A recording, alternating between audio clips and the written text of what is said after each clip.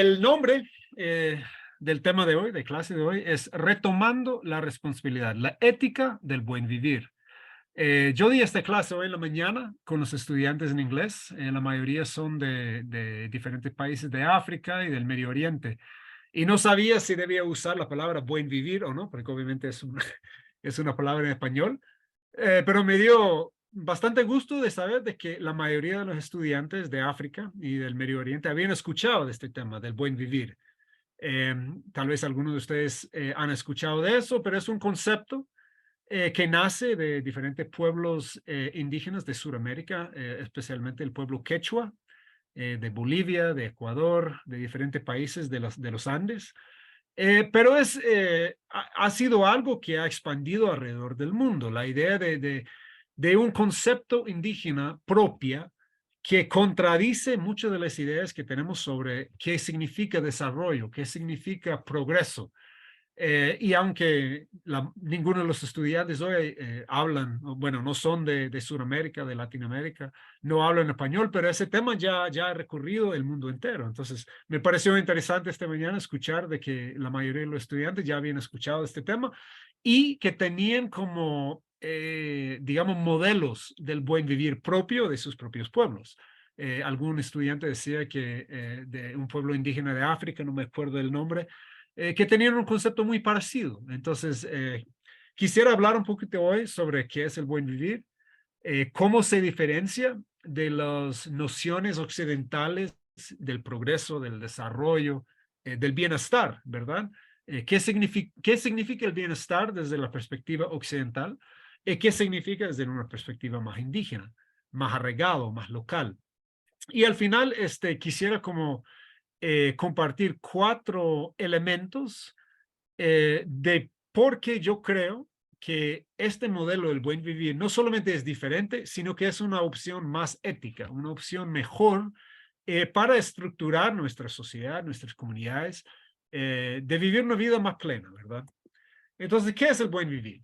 Vamos a hablar primero con una definición bastante simple y después expandir. Primero, el buen vivir es arraigado en la cosmovisión de los pueblos quechua, de los Andes. El término que ellos usan es suma causai, que puede ser traducido como buen vivir. Eh, Eso describe una forma de vida, una forma de hacer las cosas que se centra en la comunidad.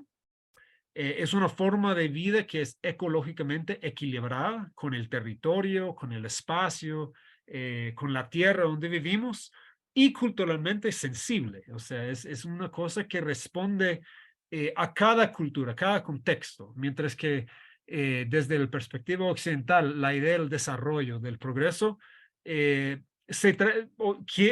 la gente que empuja en ese tipo de pensamiento piensa que el progreso es universal, que todo el mundo quiere progreso, quiere avanzar, quiere más dinero, quiere más comodidades, mientras que el buen vivir es algo muy enfocado, digamos, a los espacios propios de cada pueblo.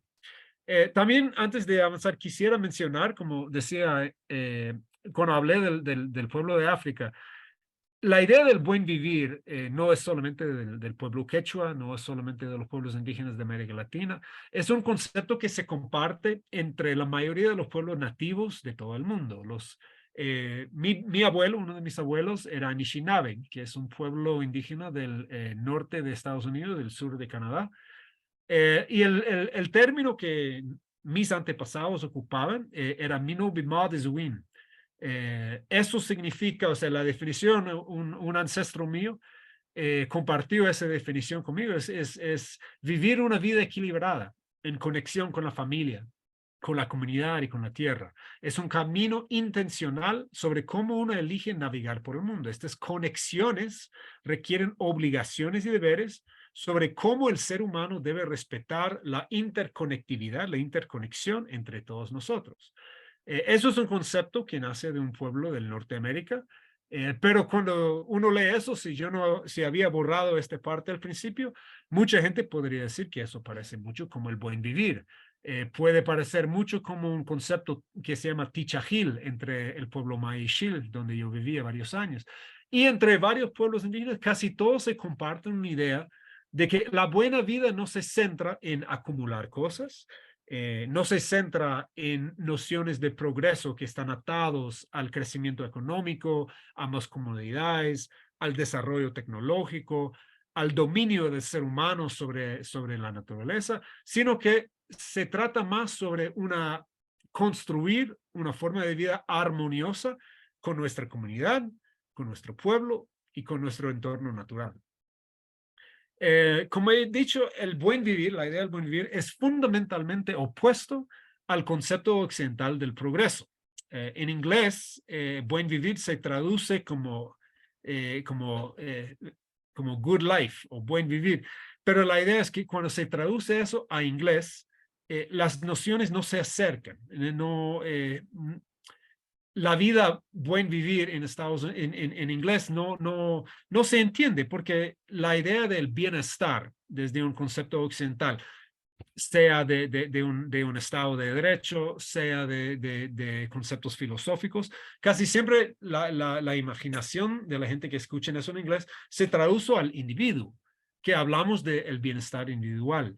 Equiparamos la idea del bienestar con acumular cosas, con más poder de adquisición consumista, con empleo personal, pero hay muy poco enfoque sobre algo más allá que el individuo, o sea, la comunidad, y casi nunca se toma en cuenta, digamos, el equilibrio, el bienestar del entorno natural, de la naturaleza. Con el buen vivir, sin embargo, el tema del bienestar nunca es individual. Eso no quiere decir que los pueblos indígenas no tenían un concepto de respeto hacia lo individuo, sino que el individuo existe en un contexto social que es más grande que uno, en un contexto ambiental, de territorio, de comunidad. Eh, Como yo decía, lo que quisiera como tratar de explicar o argumentar el día de hoy es que el concepto del buen vivir no solamente es diferente que el concepto del progreso desde un enfoque occidental, sino que también es una forma más ética de vivir, especialmente dada todas las vulnerabilidades existenciales que nosotros sentimos el día de hoy.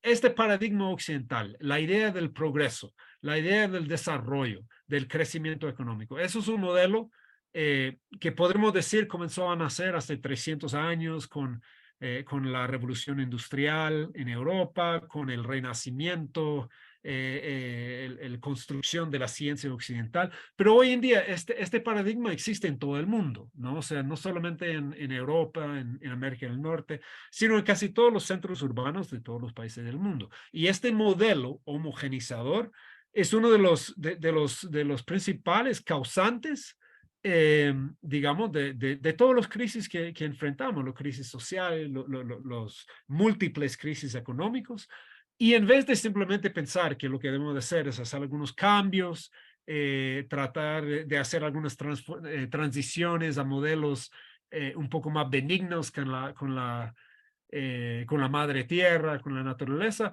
yo lo que pienso es que debemos de ir más al raíz, más profundo y cuestionar, digamos, la raíz epistemológica de cómo nosotros consideramos qué es el bienestar, qué es el bien, qué es el buen vivir, ¿verdad? Entonces, quisiera mencionar cuatro fundamentos éticos. Ahorita lo voy a nombrar y después voy a tomar un tiempo para explicar cada uno un poquito. Pero, ¿cuáles son los fundamentos éticos del buen vivir? Primero, nos obliga a ir más allá de la identidad puramente individual. Segundo, el buen vivir ve las limitaciones, los límites, las restricciones desde una perspectiva positiva. Número tres, el buen vivir impone un sentido de proximidad, de estar próximo, de estar cerca, que es una necesidad si queremos tomar decisiones éticas. Y por último, el buen vivir existe dentro de un orden cronológico que va más allá del presente. Entonces, déjame tratar de explicar un poquito más qué significa eso. Pero antes de eso, bueno, incluye esta parte en la mañana porque yo pensaba que muchas personas que no eran de América Latina, que no eran de algún pueblo indígena, puede ser, ¿y qué nos importa el buen vivir? O sea, tal vez es interesante desde una perspectiva cultural, de saber cómo otros pueblos piensan, pero primeramente yo decía, eso es algo que no es solamente como antropológico, siento yo, eso no solo es como, por ejemplo, cuando yo vivía en Guatemala, había un montón de interés y tal vez respeto a los pueblos indígenas porque tienen su propio idioma, muchas de las mujeres mantenían su propia, digamos, vestimenta tradicional, pero yo sentía que eso era casi como un intento de folclorizar el pensamiento y la praxis indígena. Pero lo que yo aprendí estando en una comunidad indígena por tantos años es que las diferencias no son solamente esas cosas superficiales. Sí, hablan diferente que la mayoría de la gente, visten diferente, pero a un nivel más profundo, tienen formas epistemológicas, formas de pensar que son fundamentalmente diferentes de nosotros. Entonces, la idea del buen vivir no solo es una diferencia superficial, tópico, antropológico, si bien eso nos debe de empujar para ver la violencia que existe en la paradigma occidental, porque la idea del crecimiento, la idea del progreso consume todo. Entonces, el hecho de que todavía algunos pueblos indígenas, no solo en América Latina, sino en todo el mundo, mantienen conceptos propios, para mí nos debe de demostrar, digamos, su fuerza de aferrarse a alternativas, una epistemología diferente, ¿verdad? Y al final yo siento que eso es lo que nos ofrece como unas formas de reconsiderar, digamos, las situaciones que enfrentamos en el mundo de hoy. Eh, este paradigma occidental, eso es la película favorita de mis hijos, es el Wall-E. Seguro que algunos lo han visto, pero me parece una crítica muy, muy buena de la sociedad occidental, que nosotros volvemos esclavizados a esta ideología de crecimiento económico perpetua. Pensamos que el progreso es lo que nos va a salvar y al final lo que buscamos es que la tecnología nos salva de todos nuestros males, que en vez de cambiar algunos comportamientos o hábitos nuestros, vamos a volvernos todos como los seres humanos de esa película infantil, ¿verdad? Individualistas, incapaces de ser agentes de cambio, ¿verdad? Entonces, yo siento que el buen vivir en su raíz, en su concepción, concepto más como radical, desafía cada uno de esos elementos del paradigma occidental. Entonces, vamos a ir al número uno, ¿verdad? El fundamento ético número uno del buen vivir es que nos exige ir más allá de la identidad individual. Eh, Hoy en día, este paradigma del occidente, este paradigma capitalista, nos hace creer que todos somos individuos atomizados, solamente interesados en nuestro propio bienestar, nuestra identidad, nuestras propias vidas. O sea, uno camina. Ayer en la noche mi familia y yo fuimos a un restaurante y yo creo que de todas las familias que estaban cenando, solo nosotros éramos los que hablamos entre familia. Todos estaban los bichos, los hijos con sus teléfonos, los papás con los teléfonos. O sea, cada quien en este mundo tecnológico, cada vez estamos más inmersos en el mundo de nosotros mismos, ¿verdad? Y hoy, tal vez lo más dañino de eso es que la economía globalizada en que vivimos hoy nos hace pensar que este egoísmo, que este individualismo es una virtud. La idea de que usted solo piensa en tú mismo, compra lo que necesitas, vas a hacer crecer la economía, al final va a ser mejor para todos. Hay un frase aquí de Noam Chomsky, que está en inglés, pero lo voy a tratar de traducir. Él decía, la democracia neoliberal, en vez de crear ciudadanos, produce consumidores. En vez de construir comunidades, nos da más centros comerciales. El resultado neto de una sociedad atomizada de individuos separados que sienten demoralizados y sin poder social. Y eso es lo que el sistema en que vivimos hoy nos ha creado. O sea, creemos tanto en el poder y la fuerza del individuo, pero al final nos ha llevado a un rompimiento con cualquier sentido de cohesión social. En el términos lo voy a pasar esto.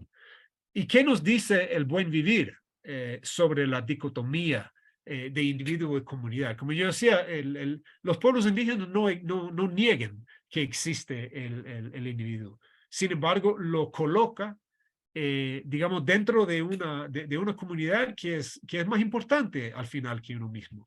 Entonces, desde la perspectiva del buen vivir, la comunidad es lo que más importante, es el aspecto primordial de nuestras identidades. Nosotros no existimos como seres atomizados, separados, sino como algo que pertenece a algo más grande, una comunidad física y una comunidad natural a donde pertenecemos. Y muchas veces nosotros creemos, cuando escuchamos eso de comunidad, mucha gente automáticamente comienza a pensar en la idea del colectivismo social, del socialismo, del comunismo, toda esta ideología de la Guerra Fría.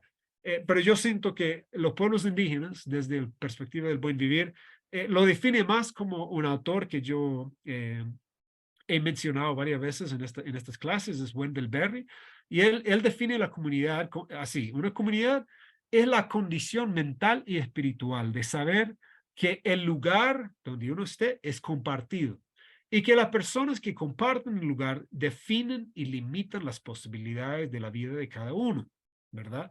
Y yo diría que lo que añadiría a eso es que los pueblos indígenas dirían también: no solo son las personas que comparten el lugar que definen y limitan las posibilidades, sino la tierra misma, el territorio mismo, el espacio, el bioregión, el ecosistema donde vivimos. Quisiera dar un ejemplo de mi propio pueblo, de la Anishinaabe. Nosotros y varios otros pueblos indígenas tienen esa tradición de la búsqueda de visión, del Vision Quest. Que eso lo que ocurre es cuando un joven está terminando la adolescencia y al punto de entrar a la vida de un adulto, la comunidad se junta y le invita al joven de participar en una búsqueda de visión. Y lo que hace el joven es que se separa él solo o ella solo, se va a un lugar apartado, a veces va a una montaña, una cueva, un desierto, un espacio donde puede interactuar con digamos, con la madre tierra, con la naturaleza. Es un tiempo de reflexión, de meditación, con la idea de que el joven se va a encontrar una visión sobre cuál es su propósito, su rol, los dones que él o ella tiene y que puede ofrecer a la comunidad. Y la idea es que tenga una visión en algún momento de reflexión y que después regrese a la comunidad y explica cuál es esta visión, cuál es el rol que ha encontrado, cuál es el don, el regalo que va a ofrecer a la comunidad. Entonces, este espacio del individuo es donde él o ella encuentra lo que es especial de sí mismo como individuo, pero no es algo que existe solo para el joven, existe para la comunidad. Y al final la comunidad es quien decide si esta visión es adecuada, si esta visión es coherente con la comunidad. Y al final es una forma de cómo casar lo individual con lo comunitario. Ese es el primero. El número dos, de por qué el buen vivir es una forma más ética, una forma más ética de vivir, es porque el buen vivir considera o ve las limitaciones y las restricciones en una manera positiva. En inglés, especialmente, incluso en español, cuando vemos esas palabras, limitaciones, restricciones, muchas veces automáticamente comenzamos a pensar que eso es negativo, ¿verdad? Que es algo que restringe, que no nos permite, es como una cadena que no nos permite ser todo lo que podemos ser. La mayoría de nosotros hemos crecido en la generación del el cielo es el límite, solo hazlo, de Nike, ¿verdad? Sé todo lo que usted puede ser. O sea, desde chiquito eso es lo que enseñamos a los niños, la idea de que los límites son hechos para que los sobrepasamos. Las restricciones son barreras que debemos de luchar para pasar encima. Que la destreza competitiva, el deseo desenfrenado del triunfo, que esos son los objetivos supremos, eso es lo que debemos de buscar. Hay que superar los límites, superar las barreras y superar las restricciones. El problema con eso es que vivimos en un mundo finito, ¿verdad? Y cuando todo el mundo quiere todo, siempre, al momento, obviamente nos enfrentamos a algunos de los conflictos. Eso es lo que nos lleva a esta ideología de querer todo, de imponer todo, de controlar todo. Pues hoy en día solo ve las noticias. Este verano fue el más caliente en la historia hasta el próximo año que va a ser más caliente. El calentamiento global, la pérdida de biodiversidad, la pérdida del suelo fértil, las guerras, las crisis sociales. O sea, no hay una escasez de problemas o de crisis, ¿no? Mucha gente lo habla de las policrisis que estamos enfrentando. Entonces, en un mundo finito, enseñar a nuestros jóvenes, enseñar a nosotros mismos de que queremos crecimiento sin fin, queremos progreso sin fin, pues eso es destinado al fracaso, es suicidio y requiere al final desigualdad, porque solo hay cierta cantidad de recursos, ¿verdad? Y si ya hemos hablado en la clase pasada de que si todo el mundo quisiera vivir como un norteamericano, un europeo, necesitaríamos 7 planetas o 8 planetas. Y no tenemos, ¿verdad? Y si no creemos que la desigualdad es inevitable, si queremos un mundo más justo, más correcto, entonces hay que preguntar, ¿verdad? Eh, el buen vivir, sin embargo, en todas las manifestaciones que eso ofrece, es territorial, ¿verdad? O sea, los pueblos indígenas lo que los define es el lugar de donde son, ¿verdad? Un pueblo indígena que vive en el desierto va a desarrollar formas muy diferentes de qué es este buen vivir que un pueblo que vive en las montañas, en los Andes. Un pueblo que vive en la Amazonas tiene formas muy diferentes de actualizar, de vivir este buen vivir, que una comunidad que vive en otra parte del mundo, ¿verdad? Y lo que significa eso es que las particularidades, el contexto específico de todas las comunidades, los territorios indígenas, eso guía su forma de vida. La gente se dan cuenta de que hay límites. Por ejemplo, el pueblo Maya Ixil, en el norte del altiplano de Guatemala, los antropólogos dicen que más o menos hace 2.800 años llegaron a una valle, una hermosa valle en las montañas, y no se han movido, han estado allá por no sé cuántas generaciones, ¿verdad? La diferencia con los que venimos de las culturas europeas es que venimos de la mentalidad pionera, ¿verdad? La otra parte de mi árbol genealógico viene de Europa. Mis tatarabuelas se fueron de Europa en busca de una mejor vida, se fueron a Estados Unidos, después estuvieron en la costa oriente, costa este, hasta que ya agotaron los recursos, después iban pasando al occidente. Hoy en día nosotros globalizamos nuestra economía siempre en busca de más.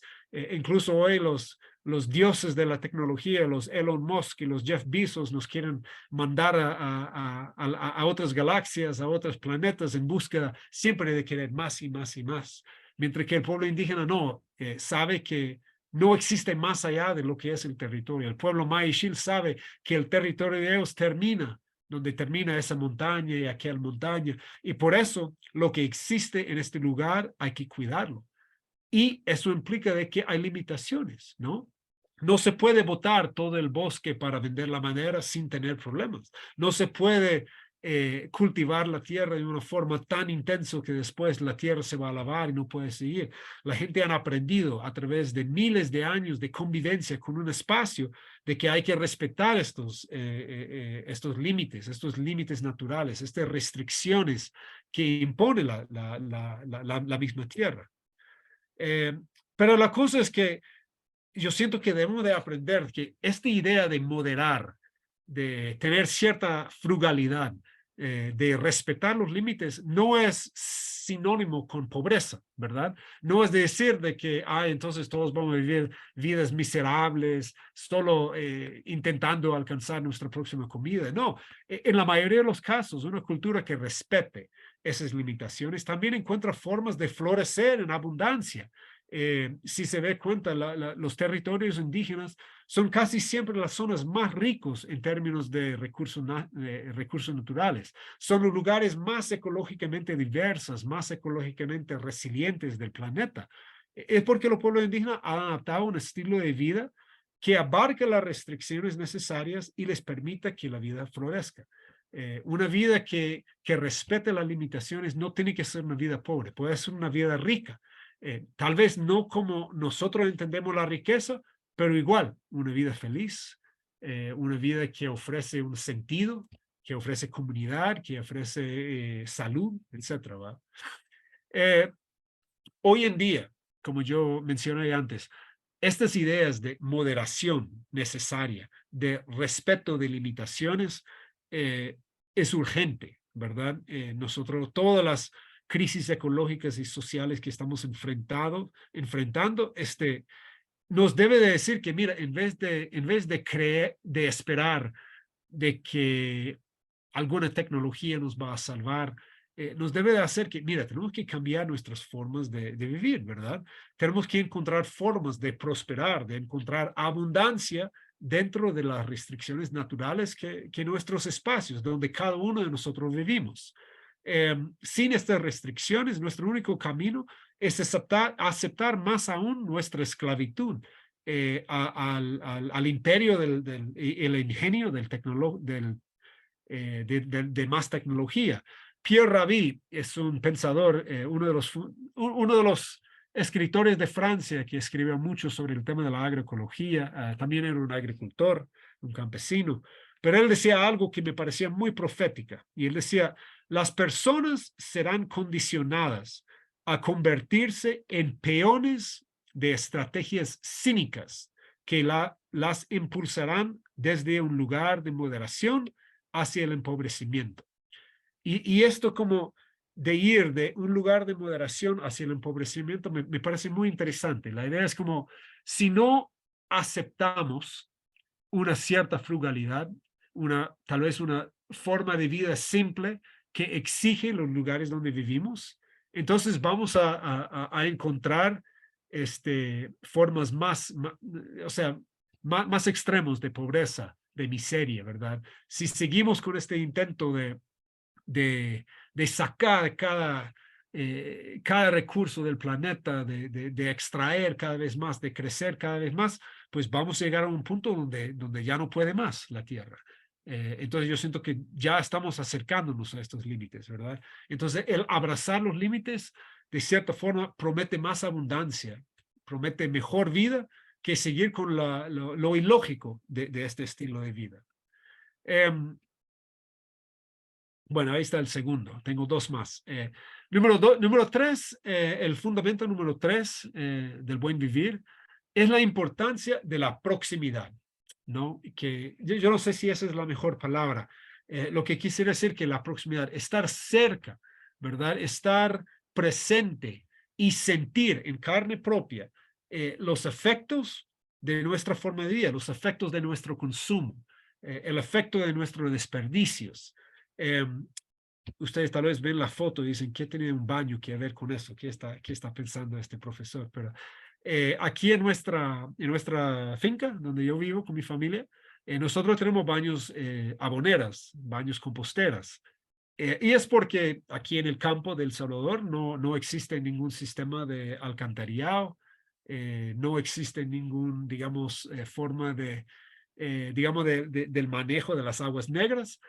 Y lo que pasa aquí en El Salvador, que incluso en las áreas urbanas, es que por las mismas faltas del gobierno, del Estado, la mayoría de las aguas negras no son tratados, sino que se lo meten directamente a los ríos, que terminan eh, causando desastres ecológicos, afectando la forma de vida de la gente que depende del río, y al final causan un desastre ecológico, ¿verdad?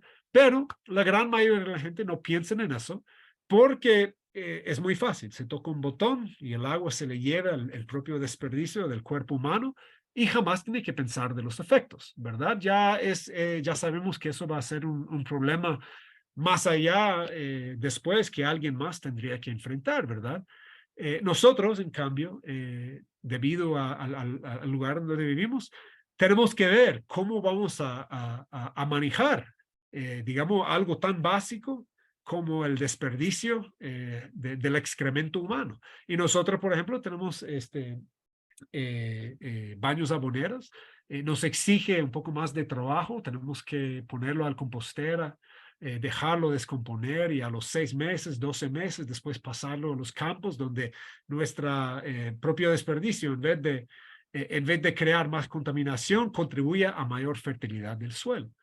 Y yo diría que esa diferencia entre cómo vamos al baño, ¿verdad? Si simplemente tocamos un botón y nunca pensamos otra vez sobre qué causa eso, y involucrarnos directamente en reciclar nuestro propio desperdicio en, digamos, la salud ecosistémico del lugar donde vivimos es fundamental. La economía globalizada en que vivimos hoy nos libera de la necesidad de tomar decisiones éticas. Un ejemplo, este computador que yo estoy ocupando, yo lo compré hace unos años, pero yo, bueno, leí hace poco que más o menos cada aparato electrónico que usamos el día de hoy tiene entre 20 y 30 de los elementos raras, el cadmium y ni sé cuáles son, los elementos del tabla periódico. No sé de dónde vienen. Yo no tengo ninguna idea dónde fueron minados estas sustancias.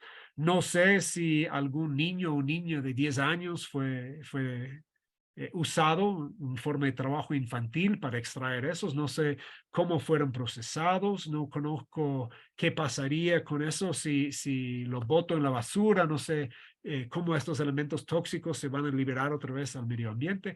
Al final, en la gran mayoría de nuestras compras como consumidores dentro de una economía globalizada, no tenemos ninguna idea porque no estamos conectados, estamos demasiado lejos. No existe virtud, ética de proximidad, ¿verdad? Y se supone que el consumismo existe en un vacío, pero no es así, ¿verdad? Cada vez hay más distancia entre los productores y los consumidores.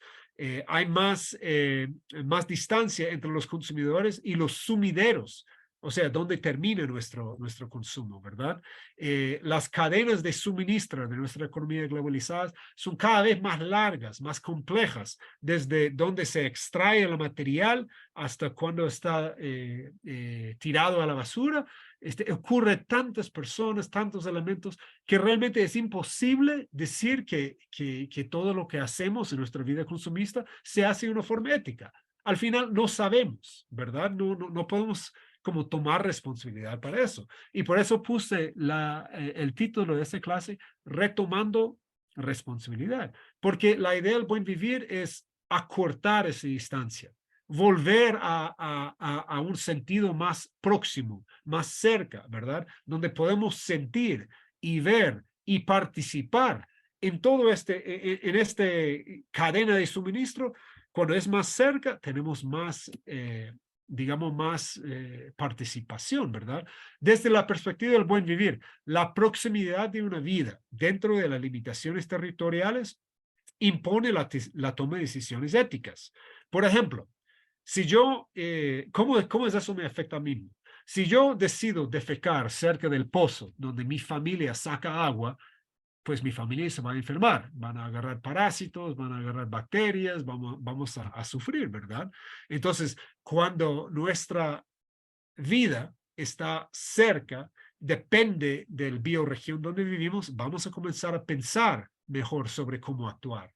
A nivel comunitario, si un individuo, si yo decido que yo voy a comenzar a talar un montón de árboles en un bosque para ir a vender al mercado, a enriquecerme, a poder vivir el sueño americano, pues la comunidad, si estos árboles están en un bosque donde está el manantial comunal, donde la gente depende del agua, pues la comunidad se va a enojar, ¿no? Primero van a sufrir porque de repente el agua va a comenzar a escasear, que ya no va a haber suficiente agua porque el bosque es lo que, digamos, que regenera los acuíferos.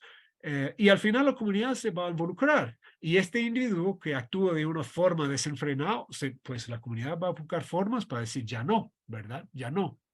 Y al nivel, digamos, de los recursos del ecosistema. Si nosotros como comunidad deja de fertilizar los campos de maíz o si lo dejamos de dejar descansar la tierra en barbecho, pues la producción de maíz va a caer, la gente va a pasar hambre, la misma tierra va a imponer límites, ¿verdad? Nosotros hemos escapado de esto como retroalimentación que existe. Eso es natural, ¿verdad? Que nosotros cuando actuamos debemos de poder ver los efectos de nuestro actuar. Y eso es básico, pero en los últimos 100 años o 50 años, esta realidad ha cambiado, ¿verdad? Porque ya tenemos una economía globalizada, ya no sabemos de dónde vienen las cosas que usamos y al final es imposible tomar decisiones éticas así. Y por último, quisiera como es mencionar que yo considero que eso es muy, como padre de familia, yo considero que eso es muy importante. El buen vivir existe en una orden cronológica que sobrepasa el momento presente. Hoy en día nosotros somos muy malos, digamos, de pensar en el pasado y hasta peor en pensar en el futuro. En la mayoría de las sociedades indígenas, sin embargo, las conexiones entre el pasado, los ancestros, el presente y el futuro, las nuevas generaciones que vienen, guían las vidas que vivimos hoy. En el pueblo Ixil, Maya Ixil, donde yo vivía, la gente se bañaba, las familias se bañaban exclusivamente en el temazcal, que es como un tipo de un pequeño cuarto, como un tipo baño sauna con fuego, ¿verdad? Y la forma de que la familia se bañaba es que primero se metían los papás, la mamá y el papá se bañaban, y después se entraban los jóvenes, los niños y niñas, junto con los abuelos, los bisabuelos. El espacio del chu, lo llamaban, de este temazcal, era un espacio fundamental donde los abuelos compartían las historias, las leyendas, las tradiciones, la ética, las virtudes, todo eso que es tan importante para la transición la transmisión de conocimiento de una generación al otro. Y hoy en día en la sociedad occidental es muy, muy raro ver que un papá y un hijo se hablan, como yo lo mencionaba en el restaurante la otra noche, que salen pero cada uno en su propio mundo. Y es aún más extraño ver un abuelo o un bisabuelo interactuando con los nietos o bisnietos, ¿verdad?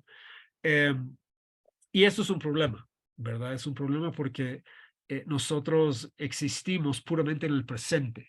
Sentimos que la importancia de nuestra vida económica es de hacer crecer la economía hoy. Si pensamos hacia el futuro, tal vez pensamos, digamos, cómo maximizar la rentabilidad de la empresa o de los accionistas para el próximo año, pero no pensamos a las siguientes generaciones, ¿verdad?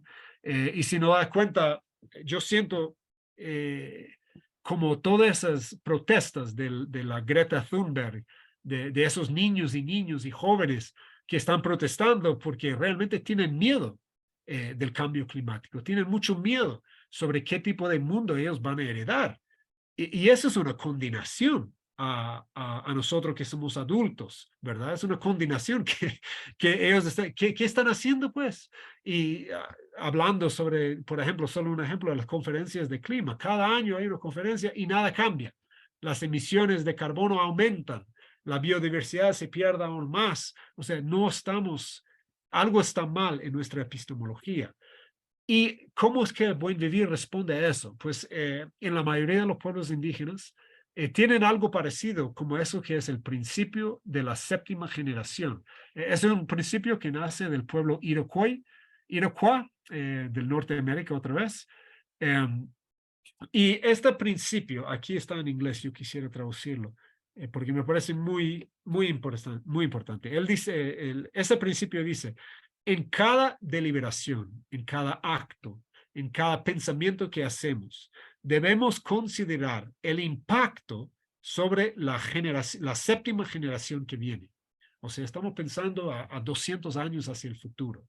Entonces, mucha gente han escuchado esta primera parte, la idea del séptima generación, que tenemos que pensar hacia el futuro, considerar cómo es que nuestro actuar, nuestra sociedad, nuestra economía, cómo va a afectar a los demás y tratar de hacer lo mejor posible. Pero esta segunda parte aquí, de este dicho, es algo, de esta frase, es algo que mucha gente nunca ha escuchado. Pero para mí es lo más fundamental, porque dice que debemos de considerar el impacto sobre la séptima generación, aun si eso no requiere de tener piel tan grueso como la corteza del árbol de pino. Entonces, ¿qué significa eso? ¿Qué significa, digamos, tener piel tan áspera, tan gruesa, tan duro como el barco de pino? Entonces, yo siento como eso es lo que están diciendo, es que se opone directamente a los valores rectores de la sociedad occidental. Lo que nosotros buscamos hoy es más comodidad, más eficiencia, más riqueza, más opulencia. Desde la perspectiva del buen vivir, aceptar algunas penurias, algunas dificultades, algunas incomodidades para que las futuras generaciones puedan seguir disfrutando de esta maravillosa vida de este mundo en que tenemos, de los territorios que habitamos, pues eso es la esencia de la vida, es un mandato ético que debemos de guiar nuestras vidas, ¿verdad? Y hemos perdido, digamos, visión de eso, ¿no?